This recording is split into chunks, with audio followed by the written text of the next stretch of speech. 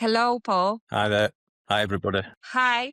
Thank you for saying yes to this interview. And on behalf of White Wing Publishing, I'm honored to have this chat with you tonight, about your amazing books. At Last Alive, Anxiety and Panic Free, and At Last Alive and Beyond. Two parts. That's the Polish version. And we called it Nareszcie ŻYJŁ, which means pretty much the same.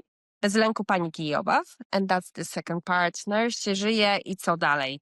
All right, so these are two books. And before we start, I just want to tell our readers more about you, because we don't know much about you, Paul. You're very mysterious. So Paul David is a British author and expert in anxiety, panic disorders, and depersonalization. Since 2002, he has helped people struggling with these issues through his website called Anxiety No More. Having personally endured long-term anxiety, Paul combines first-hand experience with professional knowledge. He's the best-selling author of At Last Alive, Anxiety and Panic Free, and At Last Alive and Beyond, Anxiety and Panic Free, a widely recommended self-help guides available in print, ebooks, and audiobook formats, and translated into several languages. Anything else you would like to add to this? No, I think that sums it up pretty much, to be honest. Okay. There's one more thing we're very interested in. What do you do? What do I do Apart from writing, like in life in general? I'm a big, massive Keep Fit fan, so I do a lot of walking. I do a lot of travelling around the UK. I've got a camper van.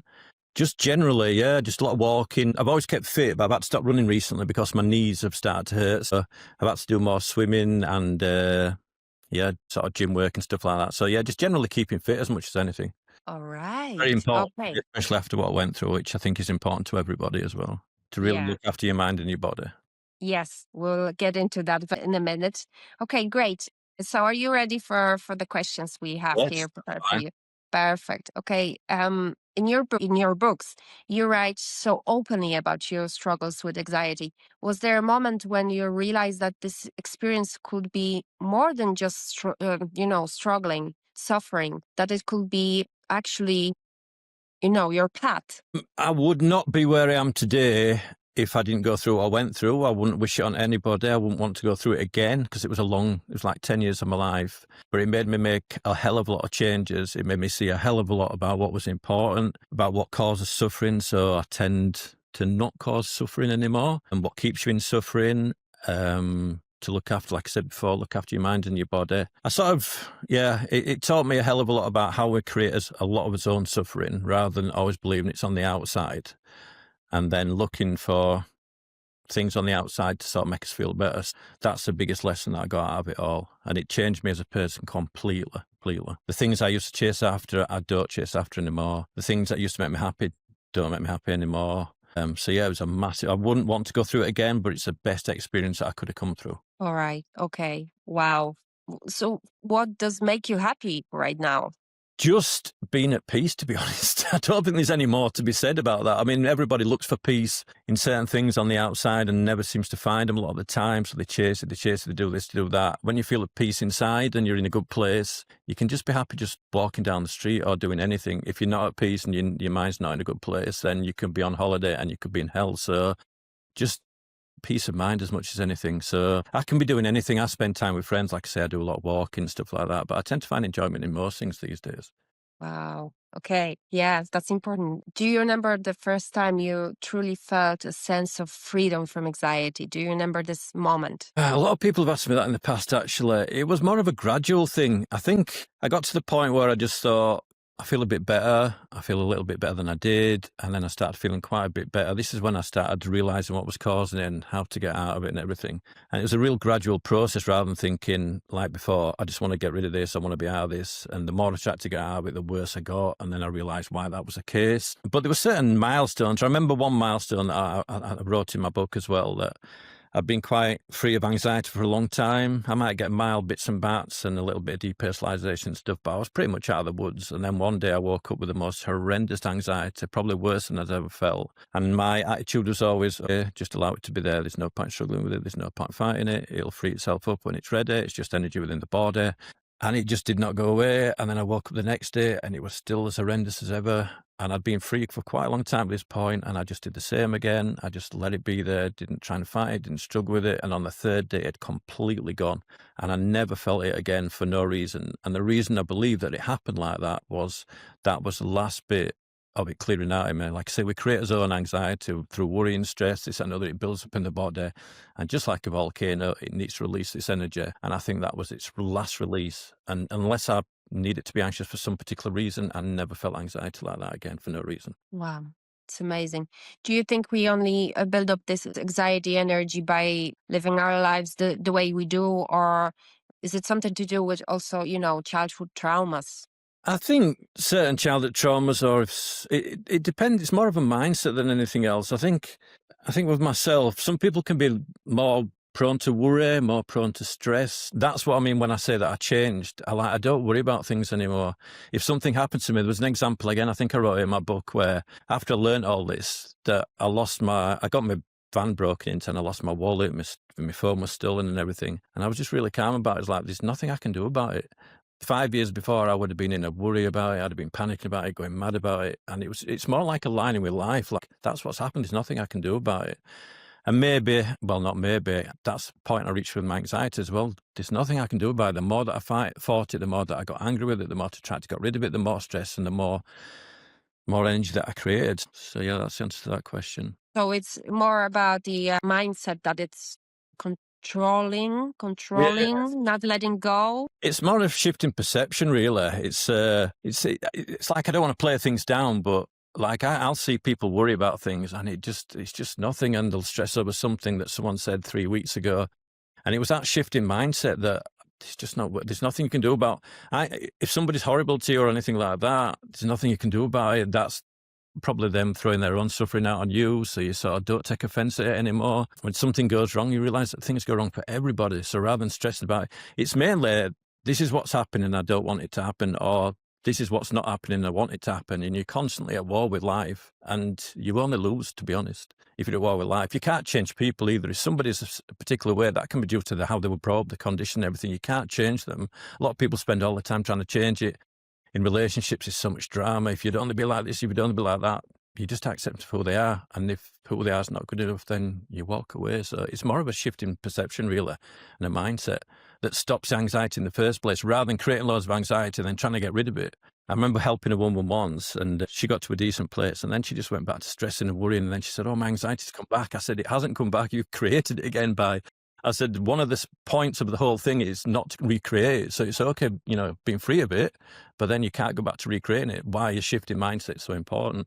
And why do you think some people create so much of the, worry, anxiety, energy, and some other people don't? Like, it can be the way you were brought up. If you're brought up around loads of love and everything, you've got a good sense of yourself, and, you're quite... you can be quite laid back in life and feel good about yourself. If you're brought up in a hostile environment, there might have been a lot of anger and stress in there, and that's the only way you've been building up this anger inside yourself, and then you take it out on other people. Or your parents were big worriers, or some people can just be, built differently. Some people can just worry more than other people. And then when anxiety hit, they tend to worry about their anxiety and how people are going to leave. That's what I was like. I was worried about people leaving me. I would lose my partner. I'd lose all my friends. I would worry about my anxiety when I woke up, which only created more anxiety. And I just got into a terrible loop about it. So it can be a number of things, to be honest. When I recovered from anxiety, I got heavily into Buddhism and spirituality. And that was a big shift that changed me in different ways, and realised that we do create our own suffering and how to look at things differently. And you just become a hell of a lot more calm. As people say to me now, you just seem so calm. And it's not that things don't go wrong for me. It's just that calmer people accept that things go wrong and see things differently. They don't get stressed and worried about it. It's not like it's an easy overnight thing. Sometimes you've got to sort of dig deep into it and think, actually, I can't change this. And bad things happen to everybody. It's how you respond to things more than what happens to you. I found myself, because I was struggling with anxiety for a big chunk of my life, I would say 10 or more years, that the way I was brought in when I was a child, I was in very unstable environments. So I had to be very, ready all the time, prepared and controlling, to have any kind of control once or ever, to feel any kind of, safe. Mm-hmm. in any way. Then later in life, things weren't that bad, but I was still seeking for something bad to happen and something to control. And if I couldn't find something that was happening right now, I would look into the future to find a worry there so I could get into control. And I also got myself into trouble because my nature was it was a victim identity. So with that, the worry, that was easy. I was worrying all the time. But definitely the control issue was there. So how do you feel right now with the control? And was it ever your issue, control? I wouldn't say so, really. My initial, again, it's in the book, but my initial anxiety came through just partying too much. I mean, a lot of people that come to me can be like doctors or people in high-stress jobs that's doing 60 hours a week. It doesn't always mean they're big worriers or anything. They're just pushing the body and the mind way too far, and eventually, like anything else, it'll just break down. If you've got a car and you run it every day and you don't put oil in it and you don't look after it, it's just going to break down. So some people can be different in that sense. But yeah, I think I was just mainly partying too hard and just not sleeping, drinking too much, and just all of a sudden felt like absolute crap, and then started worrying about that and just got deeper and deeper. It's hard to say there was any particular moment, but yeah, it was around my 20s when I was just partying too hard and my body and my mind just broke down. But like I say, it can be anything. It's like you've just seen there, your own root with your own problem. I couldn't say to anybody, this is why you've got anxiety. Sometimes it takes that person to look and think, this is why, that's what needs addressing, because you always want to look at the core reason that needs addressing rather than the anxiety itself. Yeah, that's true. So there are different issues. Many people still feel ashamed to talk about their anxiety. Why do you think it's so hard for us to admit that we're struggling? I think, I'm not just saying this, when I go on Facebook, it seems that women can openly discuss it quite freely and all the women come around them and everything. I think it's more men, especially that are supposed to be tough and, not supposed to show you weak and everything, because I kept it all to myself, which made it 10 times worse. I had nobody to talk to all. It was probably I suffered about 25, 30 years ago, and it was even worse in them days. You just didn't speak about it. There was no forums that you could even talk on or anything like that. So I just kept it all to myself. I think with people coming out now in the media, I think a lot of famous people have come out and said they're struggling and everything. I don't think it's like it was many years ago. So I think a lot of people find it easier to be open, but some people still struggle with it. But I'd suggest everyone to be open about it, because when you do speak to people about it, a lot of people say, I've struggled with that, or I've felt like that. There is still some ignorant people. If they haven't been through it, then they just don't understand it. And I mean, I come across them myself, even a couple of family members that speak like that. And I just think there's no point trying to educate people like that. But yeah, I think being open towards people is to be able to share it and everything is something you should never be ashamed of. I agree. And your books are unusual because you don't offer any, particular methods or techniques. Could you explain why the idea of doing nothing, in the sense of not forcing it, is so important? Because I would say that it's the doing that keeps you in a loop of suffering. I've spoke to a lot of people who first came to me and said, you didn't give me any technique at all, so I just left it. And then I just went on this merry-go-round for 3 or 4 years, and then something told me to come back. And then they realised that it was all the doing that was making you feel like that in the first place.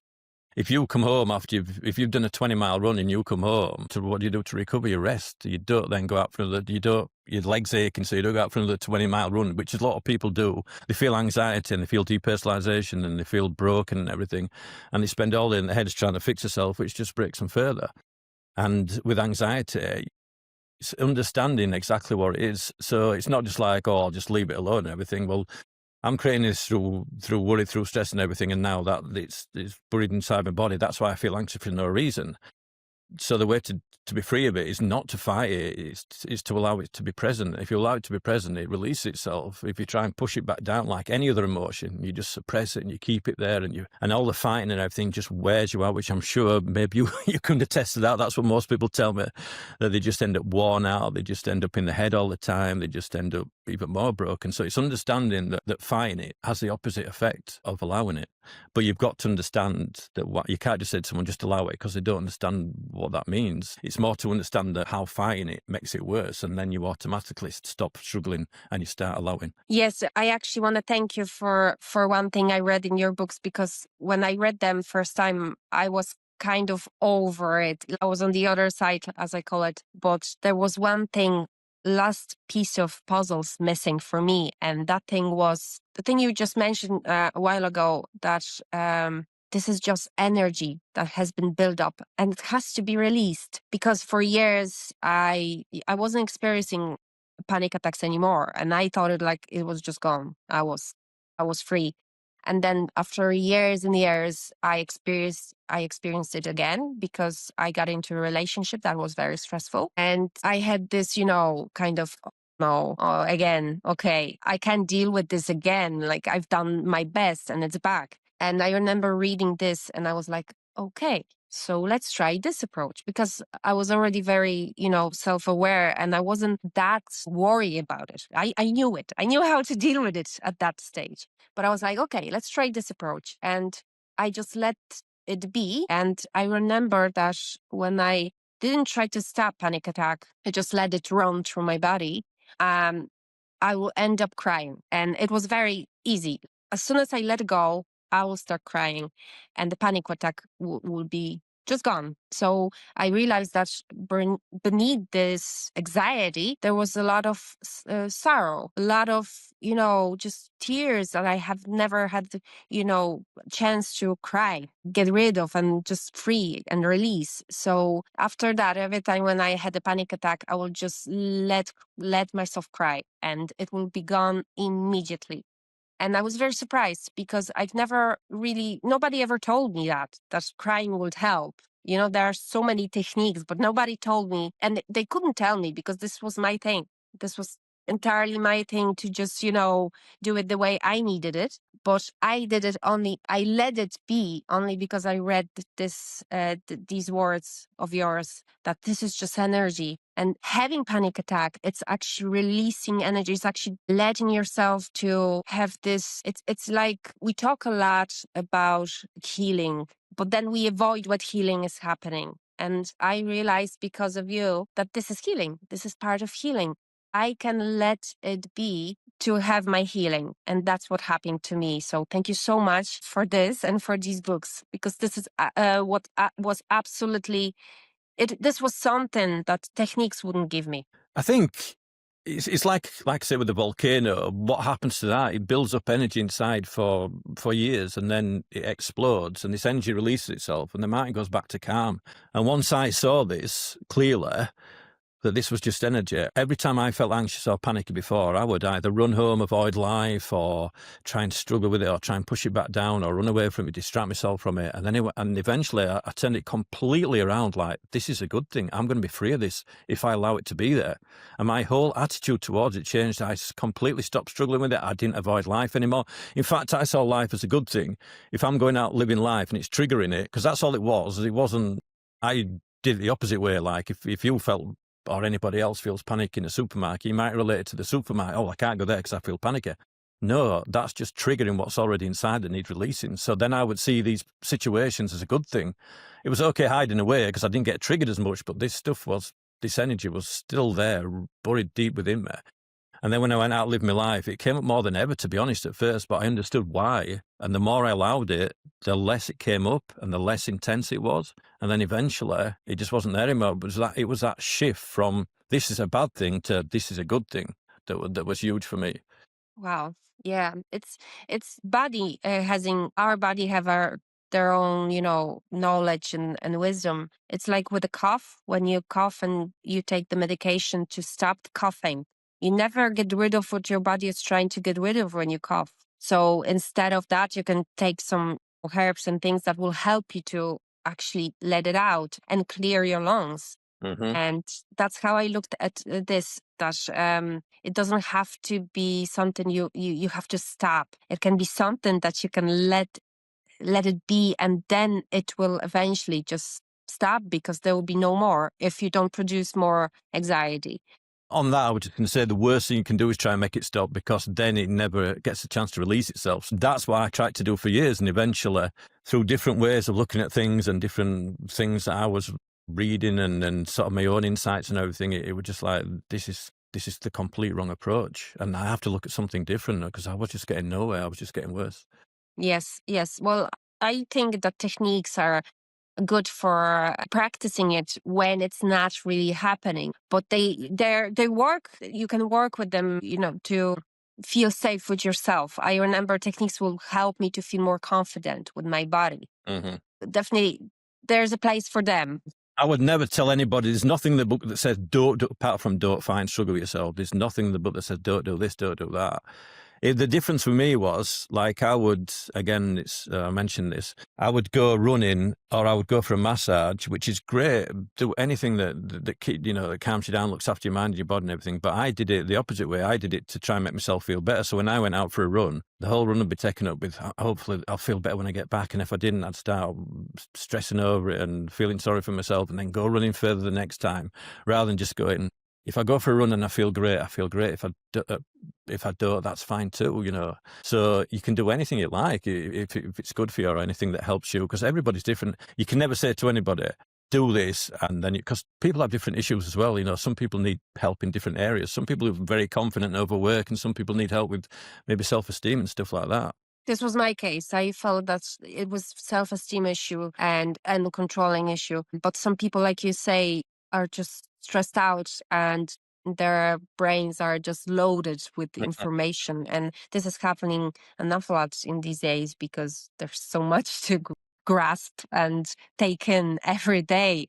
So I actually think a lot more people are struggling with anxiety in these days because life got so complicated. It doesn't have to be that way, but sometimes it gets complicated. Could you clarify what the so-called anxiety cycle is and why is it a key to understanding anxiety? Basically, the cycle is, again, it can be different reasons, but control, stress, worry, overworking, this and that, which is where the anxiety comes in the first place. Anxiety is more to do with, although there's a lot of anxious energy and everything, it can also damage your nerves and everything, and make you feel dreadful. And some people have breakdowns where mentally they just feel completely off and everything. And that is your body saying, that is enough. You're overworking me. I wasn't built to cope with all this, and you need to rest, take care of me. That's what it's basically saying to you, start taking care of me. And yet people then, like I did, do the opposite. They worry about their anxiety, they stress about it, they try and fight it all day, they struggle with it, they walk down the street leaving the head, trying to escape it. They're always looking for methods and ways out of it, and they just feel more and more broken because their mind is getting worked harder and harder, they're stressing and worrying even more. So just when that body is crying out for a rest, they give it a hell of a lot more to do. And then the cycle continues. More worry, more stress, more anxiety, more living in the head, more thinking, more deep thinking. The brain gets more and more exhausted and they feel even worse. So they fight harder, they struggle harder, and they just end up in a massive loop. And it's being able to break that loop. That's why a lot of it, I mentioned allowing and stuff like that. It's not a technique to get rid of anything. It's to give that mind and that body that break that it absolutely needs more than anything. And you mentioned that spirituality helped you with this. Can you say more about this? I would say after I recovered from anxiety, that's when I started to look into spiritual teaching, because I did hide away quite a lot for 10, 12 years. So socially, I wasn't great. Even after I recovered, I still had a lot of remnants of it, mentally feeling off sometimes and just dissatisfied with life, and started drinking and, not looking after myself. And I knew that after coming through that I had to heed a massive lesson. So I started looking to Buddhist teaching, spirituality. I didn't sort of think one day I'll start looking to it. I think I was more drawn to them. Like, there's something else here. There's something that's missing in my life. There's something that, that I need to look into more than just getting over anxiety. I need to completely... I don't know. I was just drawn to the teachings. No particular reason that I was drawn to them. But I remember going on a retreat for 4 days, and it's many years ago, so I can't remember what they was talking about or anything. But I was just blown away by it. It just absolutely brought me to my knees and taught me so much. And then that's when I really thought I really need to start looking into this. So I read a few books on it. Made a lot of mistakes, like people do when they first start reading something new, and then start to really understand the teachings, and then over time, just gradually turn into a different person. Like, things that used to bother me didn't bother me anymore. Things I used to worry about, I didn't worry about anymore, rather than saying, don't worry about that, because that doesn't work if you tell somebody that, if that's what their mindset is. And I started understanding how the mind works a hell of a lot more. I understood far more about thoughts. That's mainly why I wrote the second book. because of all these teachings. What makes us suffer? Not allowing life to be as it is, not allowing other people to be as it is. You know, if you're at war with life and you're at war with yourself, then you're going to suffer, which I never understood that before. I always thought it was outside that making me suffer. So I'll just fight against the outside or make people be how I want them to be, and realize that was the worst thing that I could have done. I had to start being more allowing of everything. And then just everything calmed down because I wasn't pushing against anything anymore. I wasn't pushing against myself, how I felt. I wasn't pushing against life. I wasn't trying to change other people. If something went wrong, I was quite calm about it. There's nothing I can do about it. And just everything became a hell of a lot easier, to be honest. And life does become, the better you feel inside, it's completely, the outside is a complete reflection of how you feel inside. And when you feel calm inside, everything looks so much calmer and easier on the outside. And so, yeah, but it was a long road. I mean, I still pick up the odd book now and I still go to a Buddhist class once a week. There's some lovely people that go there. But yeah, that really was the thing that put the nail in the coffin of everything, really, and changed me as a person massively. And the second book also was created by you because of those people writing to you, and you've realized that there's still a lot to be explained in terms of anxiety, and there's this education that it's missing, that people don't understand anxiety really, what's happening to them, right? Because the second book is very, I will say it explains a lot more like issues around anxiety, and how to really deal with your thoughts without trying to, control them and manage them back again, because it's a loop back again. And I will say the second book will help people who are struggling with this back again after years, for example, that it's back, the anxiety is back, and then you go deep into it. What's there in your mindset still that makes you looping back again, right?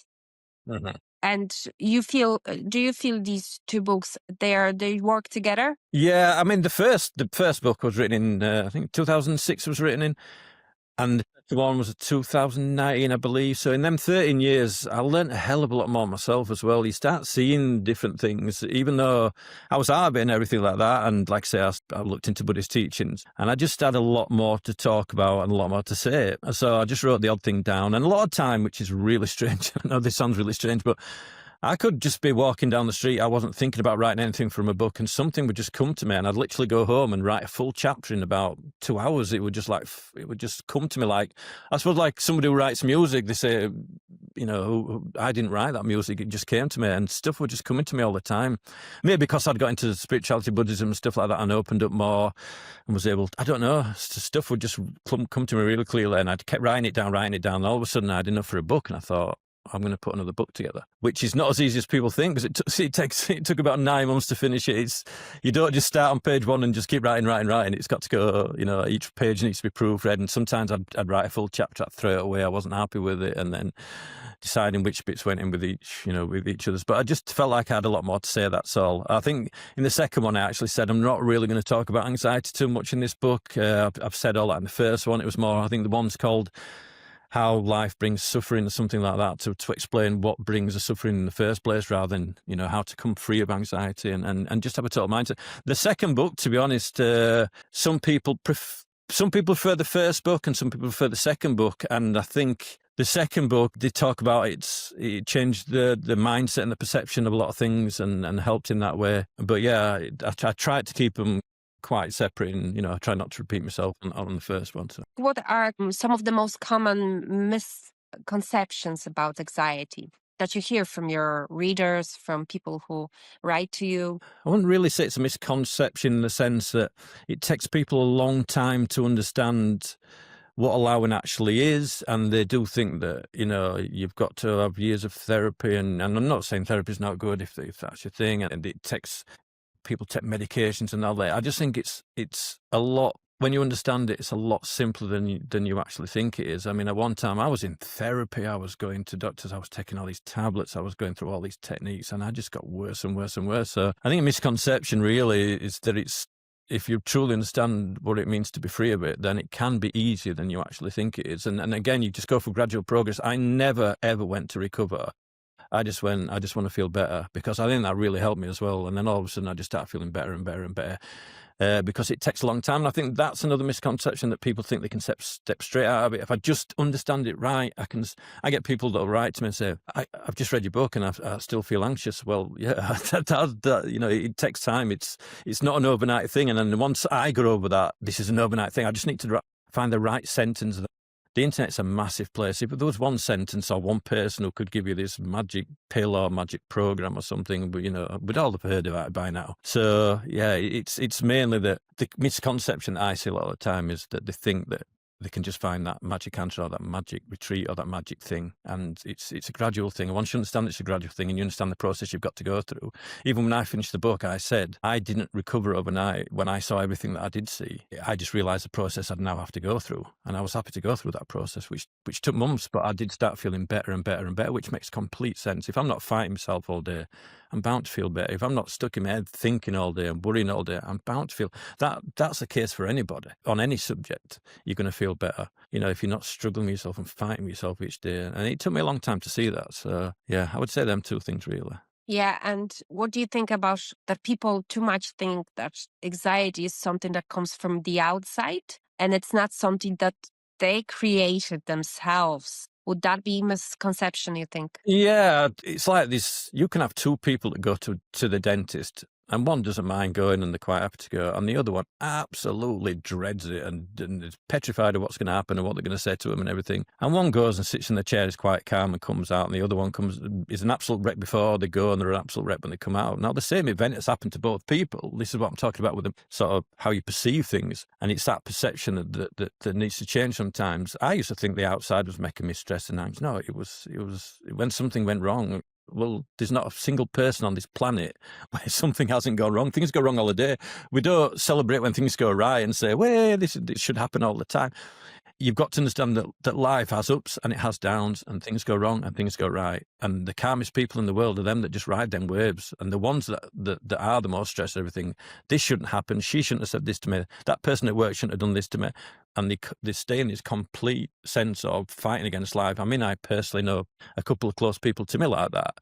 And it's very hard for them to get out of that because they're like, no, I've got to worry about this. I've got to try. No, you really, really don't, because there's nothing you can do about it. It's not going to make any difference to you whatsoever. You can still, if something goes wrong, like when I got my phone still and my wallet still and everything, I still rung the bank and got it sorted out, and I still went and got a new phone and everything. It's not that I didn't sort anything out, but everything just seems everything gets a lot softer. You understand that, you don't have to worry and stress about everything. And then you realise something clicks and you go, I've been doing this to myself. Even when I suffered with anxiety, I said, I'm doing this to myself. I said it more than once. I knew I was doing this to myself. And worry and stress and everything, I'm doing this to myself. Like I say, two people can have the same experience at work. Some boss might say to them, look, I need you to stay another 3 hours, and might be quite harsh to them. And one person is okay with that, and the other one goes home and tells her husband about stress about it. I can't stand it. I'm going to leave my job. Like I say, it's not the outside that does it to you. It's your perception of things. Well, I would think people who worry and have this anxiety, they wouldn't really change things that they can really change. They would rather prefer to worry about them than to go out there and change something that will actually give them more peace, give them more calmness and happiness. When I had this huge anxiety, I wouldn't tell things from those who I can change or those who I can't. And the huge, massive breakthrough for me was to distinguish the things like that I can change, go out there and change, and things that I really can't, and I should just, let go of control and worry and everything. Because before that, it was all together in one big box called, I have to worry about it. I have to be afraid of it. And then when I started to take, control of my life and see what things I can really, take on and change, go out there and fix. And then these are those things I can't, and I should let go. So I actually think some people, when they have a huge anxiety for years, they also are depressed sometimes, and they don't do things they could actually do to change situation. What do you think? Do you get those letters as well? Yeah, I mean, I don't think worry's ever sorted any problem whatsoever, to be honest.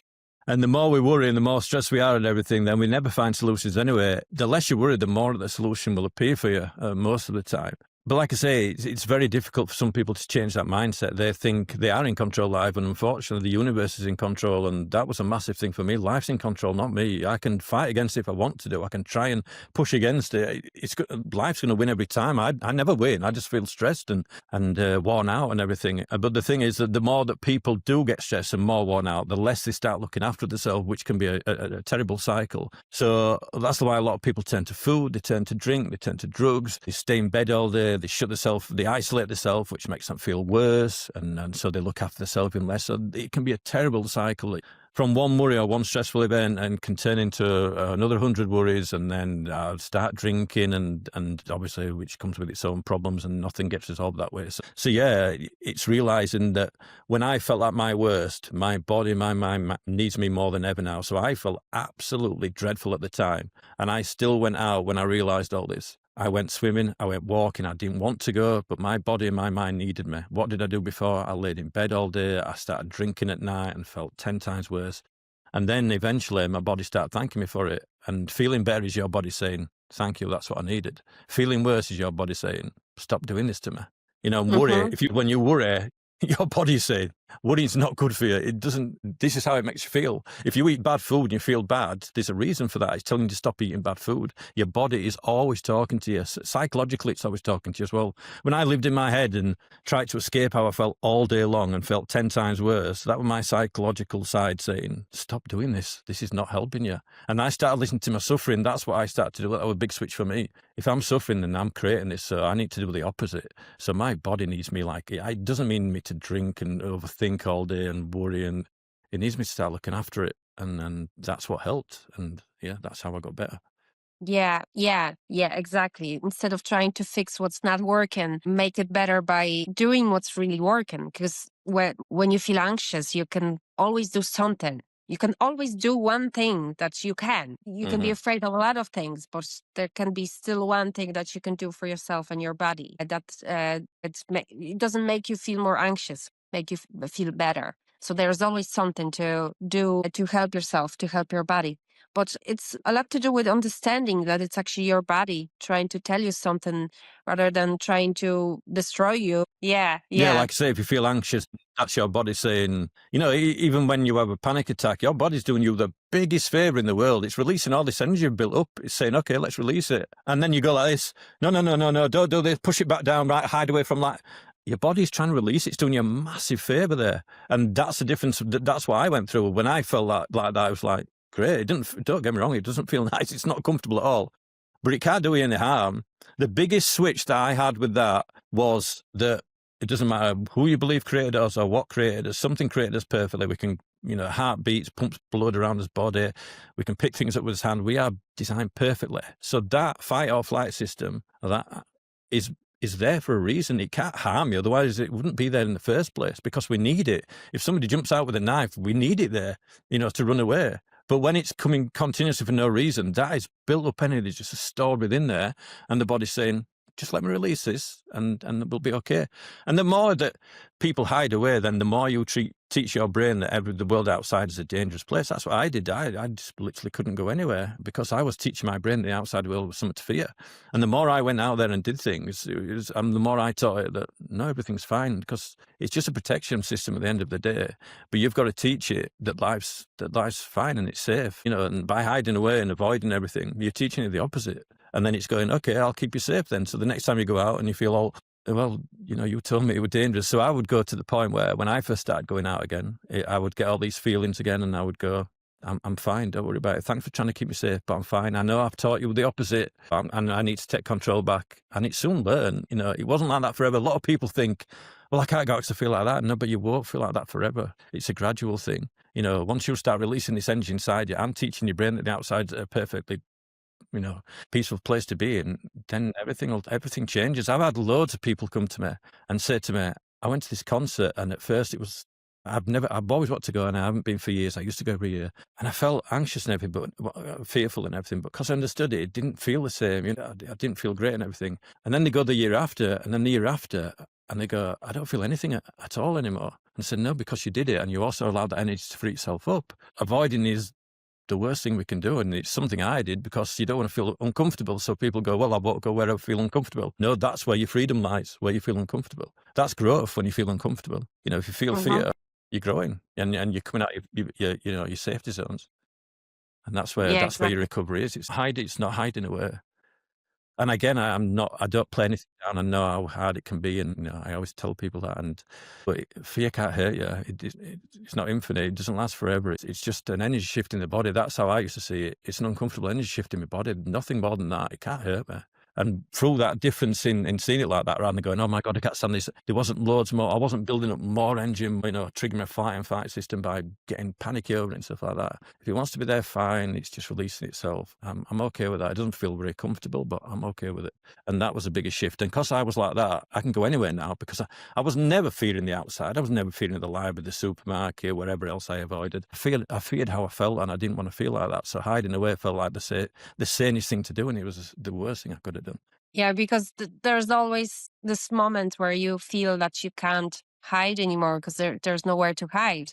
I remember I wouldn't leave the house for like 2 months, and then what was next? Like, what could I do more? I couldn't do anything more, and then I knew that it will find me either way. You can't hide from it. It's just your imagination telling you that if you're afraid of this or that, you can hide from it. You can avoid it, but you can't avoid everything in the world. You can't just hide from it. You can't. It's just an illusion. Like I say, people don't hide from the world. They hide because they don't want to feel uncomfortable, because we're made like that. If you feel uncomfortable, try and get rid of it. But once you understand what's happening, actually, this is a good thing. Like I say, if you release an energy, my body's doing massive favour. Right, I don't need to feel that anymore. So it's that shift in understanding that this is actually a good thing rather than this is a terrifying thing. And if this is still happening, then I must be doing something wrong. I need to read more. I need to find out more. I need to go see another therapist or whatever. And it's not that. It's about understanding exactly what's going on. Understanding cured me completely in the sense that I didn't do anything. I never did anything in the sense I did this technique or I did this, I did that, I did this, and that got rid of it. No one's ever come to me and said, I do this and now I don't feel like this anymore. It was just understanding for me that stopped me doing the things that were keeping me suffering, that kept me in the loop of suffering. I didn't understand any of it at first. I just thought, right, if I feel like that, I'm doing something wrong, or I need to hide away then if I feel uncomfortable. But I never, ever, ever, ever give up in the sense that a lot of people might, especially, I mean, I was one of the worst. I probably even spoke to how bad I got, and still I just would not give up. I have to find the answers to this. I was, even if I failed, it didn't matter. If I failed, then that's not the right way, then I need to find the answers, and that's not the right way either. And I wouldn't give up because I wanted my life back too much.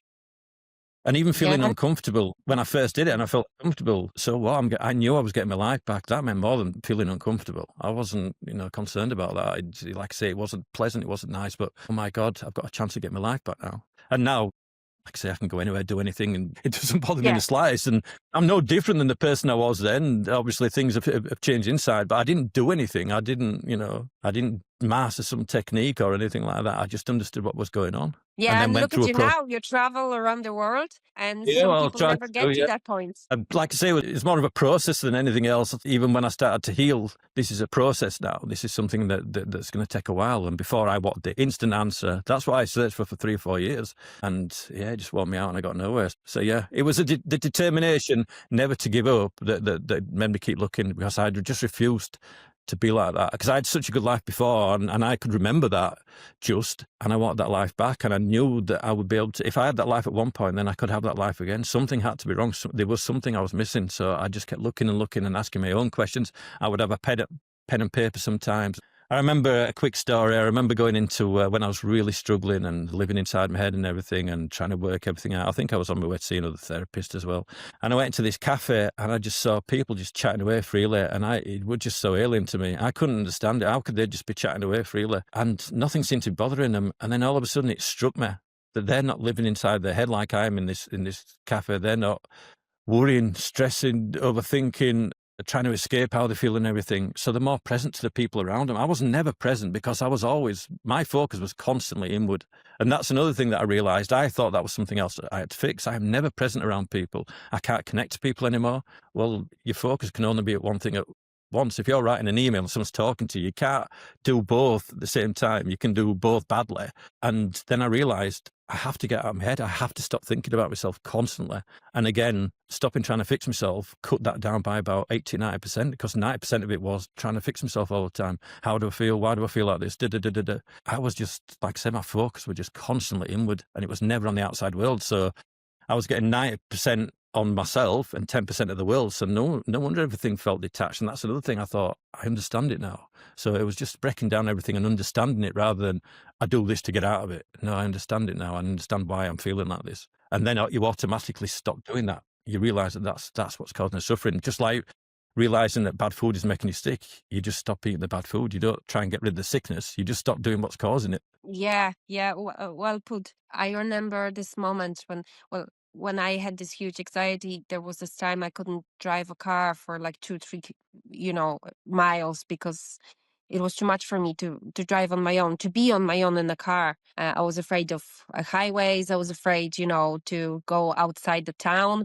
But I remember times when I loved it. And this kept me in hope that I will get there because I know this is my thing. I love driving around. I love traveling. And I remember a few years later, I drove from Poland to Italy, which is like, a 20 hours drive. And I was so happy. It wasn't just about, becoming somebody, something I would never even think of, because I only wanted to drive for a few miles. I never expected myself to do so much, but it was more about seeing that I wasn't just, making myself suffer. I was taking my own happiness away from myself because I actually absolutely love traveling and I love driving around. And it's one of my things, one of my potentials.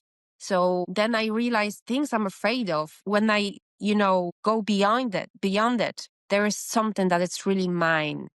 That's why I feel like when I'm fear of something, I fear and I do it because there might be something that is really mine on the other side. So it's not just about making yourself suffer, but it's also taking away your own happiness and chance of discovering how powerful you are and how much you can do and how much you can enjoy yourself in life. Right? Yeah, I think, I mean, once you've done something as well, I remember going on a plane once, and again, when I was suffering from anxiety, and that was one of the only things that I could do, so I could still go on holiday, and I was really poorly on the way out, and really poorly. I was in bed for a week, and on the way back, I just could not get on the plane at all. I was so anxious. So I went up to the woman at the desk and said, I can't fly back, which I couldn't fly. I thought I couldn't fly back. And she said, if you don't fly back, we've got to take every bag off that plane, and that plane will be held up for 4 hours. And I remember thinking at that particular moment, I don't know why it hit me so hard. I am not living like this anymore. And I went, I'm getting on that plane. And I got on. And I felt anxious when I first got on, but I had this attitude of, I just don't care anymore. If you want to come. I just don't care. It really was like that. And nothing really happened. And I flew back and I got to the other side. Probably when you got over your 20, when you did your 20-hour drive, I felt so, not just proud of myself, but nothing happened. This big bogeyman that I had out there, nothing happened. I felt uncomfortable for a little bit, and then it just weakened and nothing happened. So I think you get sort of confidence then to do other things. And also what I used to do all the time, I might even still do it to this day in different ways. Like if I've got something really challenging, especially in the anxiety day, or just after I recovered from anxiety, the voice in my head would, don't go there, or don't do this, or don't. If it does that and I want to do it, I never listen to it. I used to listen to you. I am never listening to you again. And I even to this day, I'm not talking like in an anxious way today, but say it's something that I want to do, but it's a lot of effort and stuff like that.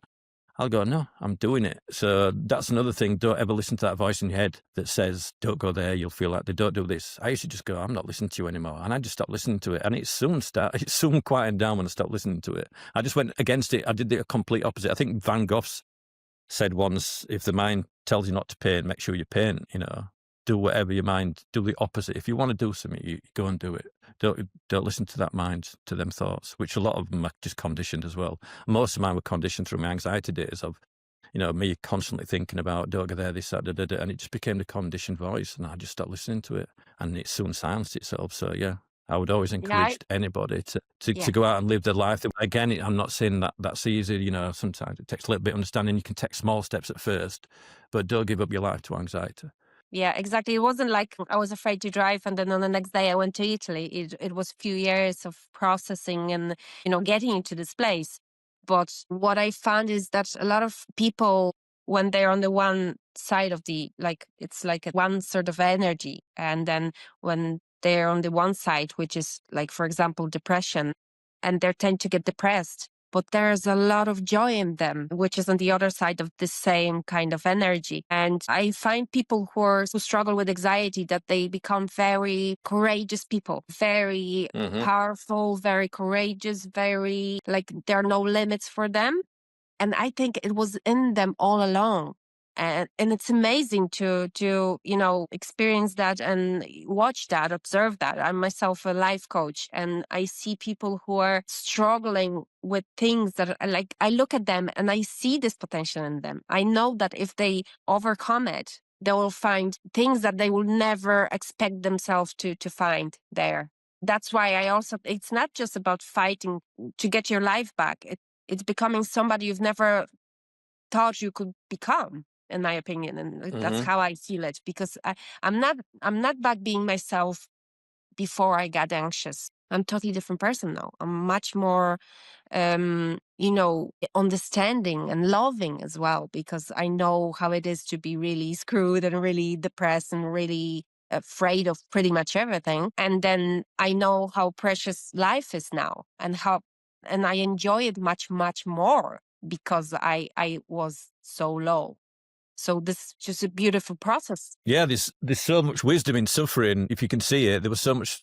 Like I say, if I hadn't gone through what I went through years ago, I'd probably still be drinking and partying and wrecking my body and my mind and everything. And you get so much more compassionate. I never, ever judge anybody. If I'm in a room with people who suffer with anxiety, you can say whatever you want. You can talk about anything. Don't be shy about saying anything, because nothing is off limits and nothing to be ashamed about. Whereas before, I wouldn't say I was ignorant on the subject. I wouldn't say I was ignorant to some people, but I never understood it. I just thought someone who was anxious just felt a bit worried, or someone who was a bit depressed just felt a bit fed up.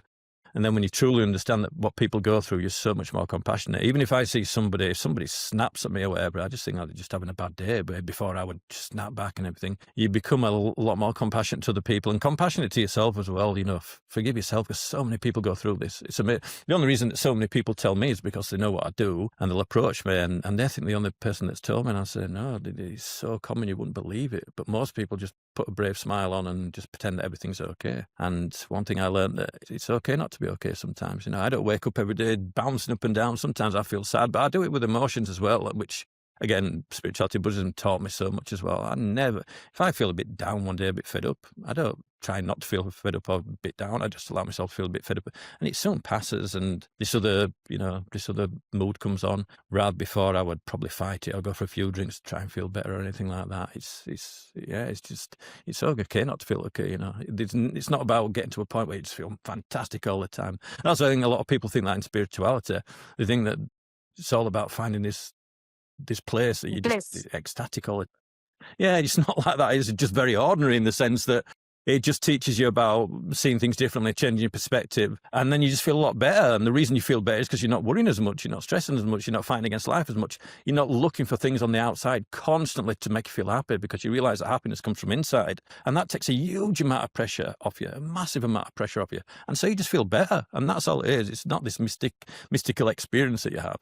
It's just a complete change in perception of things, and you realise that, because I used to chase happiness on the outside, I never found it, but I found it inside.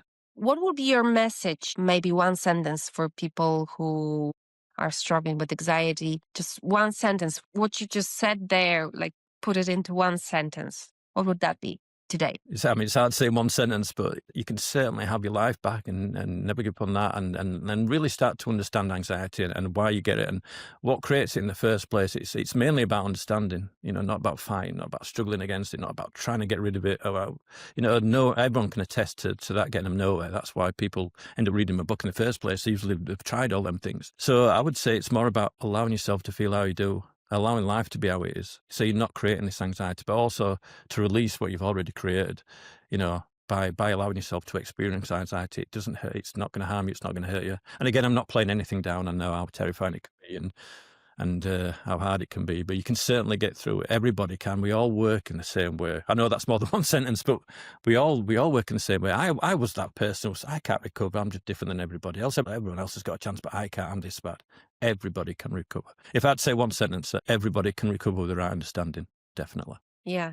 And I will add to this, keep it simple and keep it compassionate, loving, caring for yourself, right? About getting, free of anxiety. It was about learning the message like, yeah, don't put yourself in that position again, and look after yourself, look after your mind and your body, and release all that worry. Looking at life differently releases that worry. You don't have to stop worrying. You just don't do it anymore like you once did. And don't get me wrong, sometimes there's big things and you can't help but have a little bit of concern about them. That's fine also. I'm not saying don't worry about anything, but I'm mainly talking about the people who just worry about every little thing and what someone said and what someone did and something happened at work. And you're never going to find peace with that mindset. It's just not going to happen.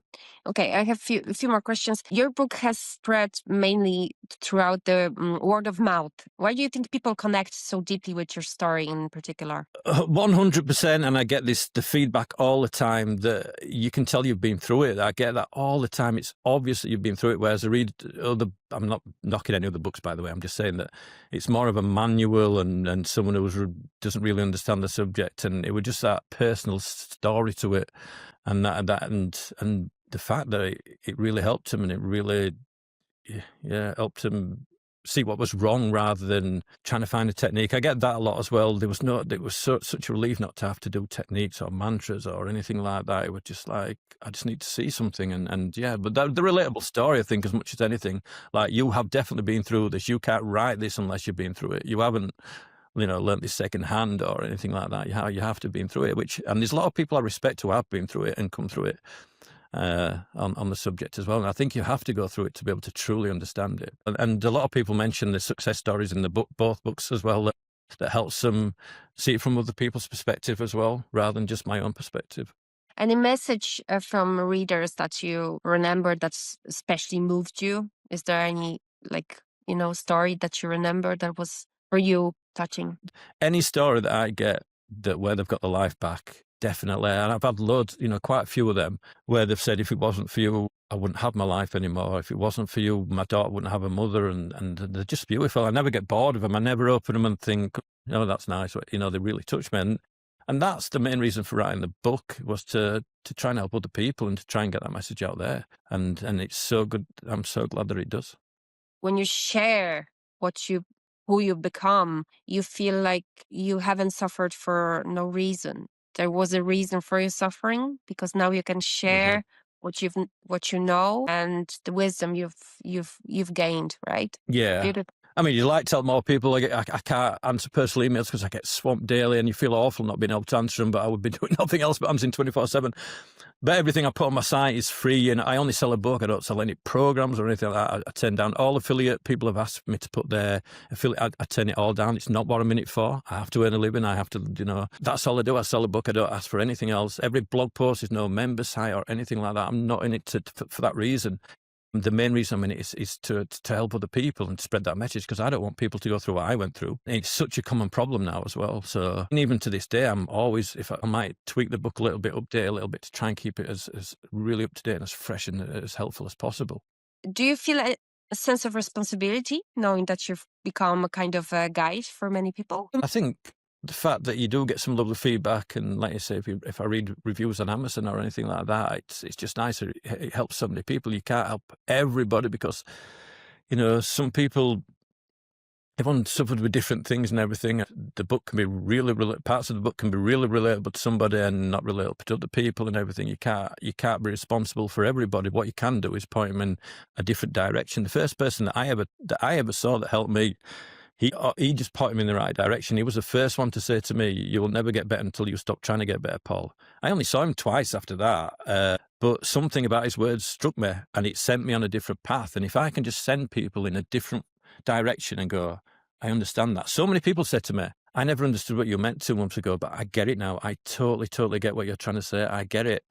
Some people resonate with things really differently, really quickly. Some people it takes longer. Some people can read a book and understand it straight away, and other people, I don't know what he's talking about or anything. We all process information differently. But if you can get people to to look in a different direction and go, like, what I was doing wasn't working. I had to look in a different direction. Even if you can just point someone in that direction, go look that way. Don't do it. Don't take this approach anymore because it's not helping you. Your suffering tells you that anyway. I don't have to tell you that.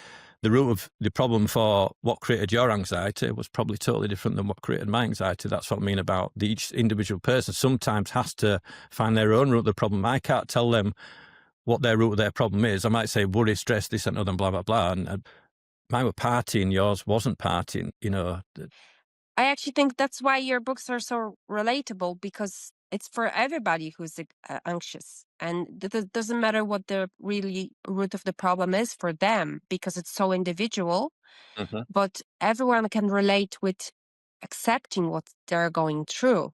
It's more loving approach and something that actually everybody can. Like, we know how to love. Maybe we don't remember how to, or nobody taught us, but it's somewhere there. And thank you so much for those books. No problem. They're selling really well in Poland, and we're so happy we could have this chat with you tonight, because everybody wants to know who you are and how you're doing at the moment. So are you happy? I'm fine, yeah, I'm absolutely fine. I'm in a really good place. It's winter over here though, so I'm not as happy as normal because I like to go travelling and I can't at the minute. So, but apart from that, I'm absolutely fine. And I hope everybody in Poland is as well. And thank you as well to yourself. You've been lovely to be interviewed by. Really nice.